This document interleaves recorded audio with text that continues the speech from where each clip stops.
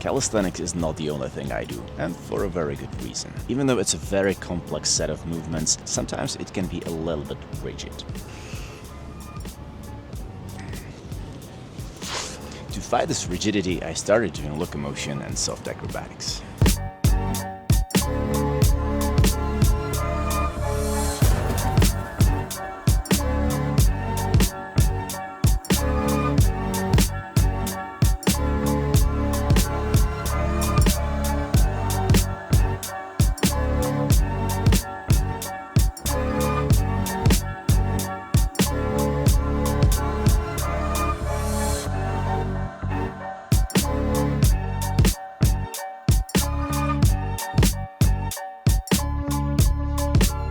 Locomotion is inspired by animal movement, capoeira, dance and other movement disciplines. It engages your body in many different ways and helps you connect and gain control again.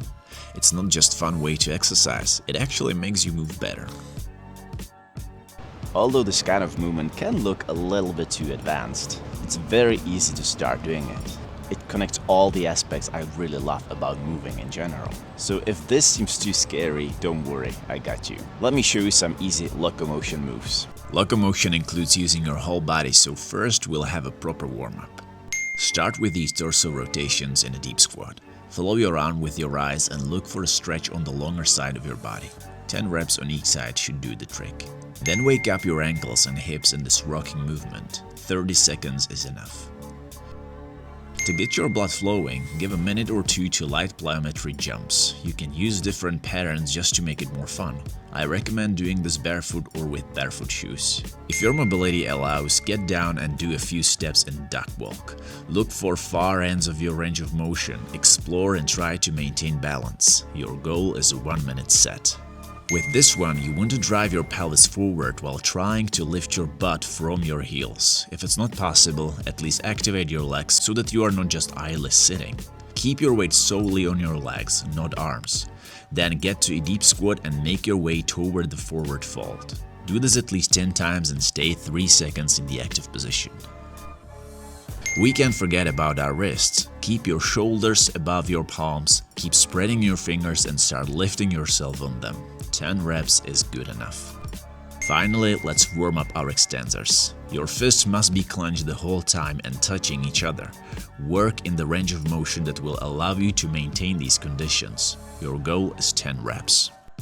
First, we're going to start with a move called rollé, which is a move from capoeira.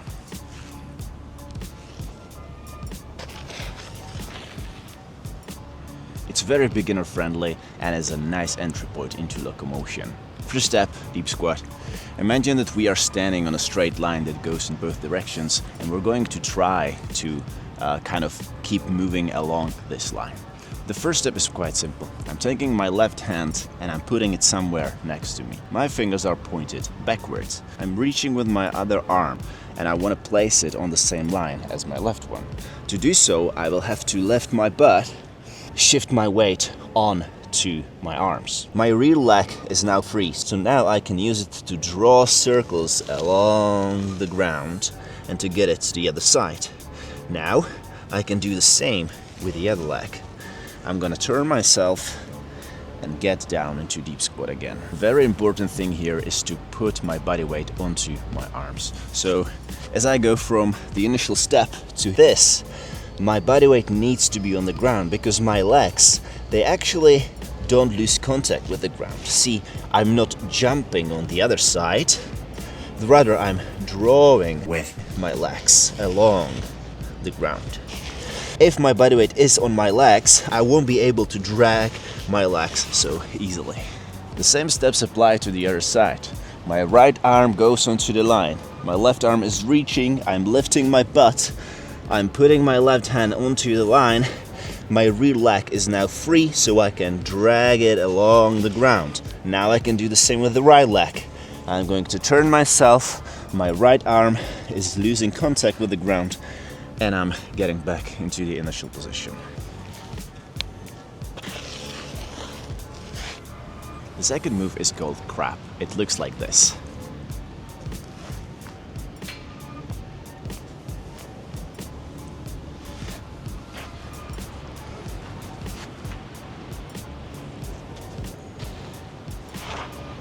With this one, we'll have to think a little bit about what we're actually doing. Starting position is the same as with the relay. It's a deep squat. Now, I'm choosing the direction I want to travel to, so let's say in my case it's going to be left. I'm taking my opposite arm and I'm putting it diagonally in front of myself, like so. You can find that this move will actually kind of turn you to the side, which is what we want here. In the next step, my right leg is going backwards, so I end up in this kind of lunge. My left arm is drawing circles in the air and it's reaching, and I'm trying to put it on the same line as with the relay, but this time I want to reach as far as possible so that my rear leg kind of lifts from the ground, as you can see here. So I don't want to put it like here, but rather I'm reaching so that my rear leg is lifted up. Now I have this kind of bridge between my arms and my supporting leg. Through this bridge, or window if you will, I want to jump with my rear leg, like so.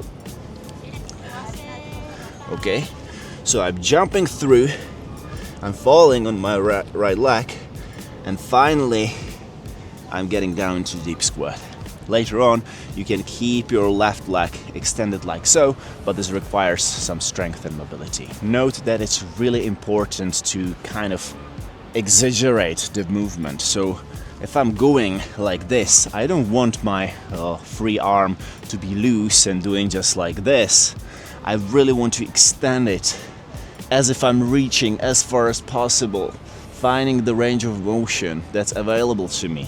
And after that, I am reaching.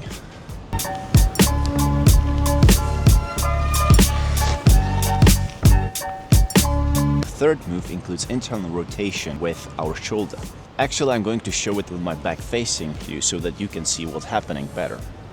So again, deep squat. This time, let's say I want to travel to the right. I'm putting my right hand on the line as with the relay, but this time I want to point my fingers in my direction. So what I'm doing is internal rotation in my shoulder. Now you can find that this move is going to turn yourself to the left in the direction which the fingers are pointing. I'm going to end up like this. Now I'm putting my left arm, and ideally I want to put it on the same line as the right one, but this again requires a bit more mobility and strength. If it's not available to you, you can put it anywhere on the ground that is comfortable for you. The important thing here is I don't want my butt to be on the ground, but rather I'm pushing away from the ground so my butt is lifted. Now my front leg is now free, and I'm doing a similar move as with the relay, and I'm drawing circle on the ground. Once I get to the other side, I'm gonna anchor my leg into the ground, and I'm gonna do the same with my right leg. Now I want to push myself away from the ground and turn myself around so that I end up in the starting position.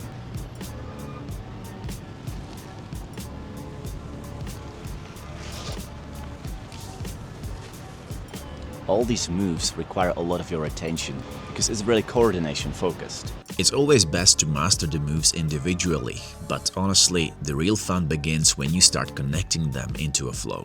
Start slowly, think about what moves you are doing. Gradually look for fluidity and ease of movement. Remember that this is earned and might take a while to achieve. Connect your moves in a set flow, and then, when it comes naturally to you, start improvising. So what do you think? Is this kind of movement something you would like to explore more? Let me know down in the comments. If you enjoyed this video, please like and subscribe to my channel. And I will see you in the next video on calisthenics or acrobatics.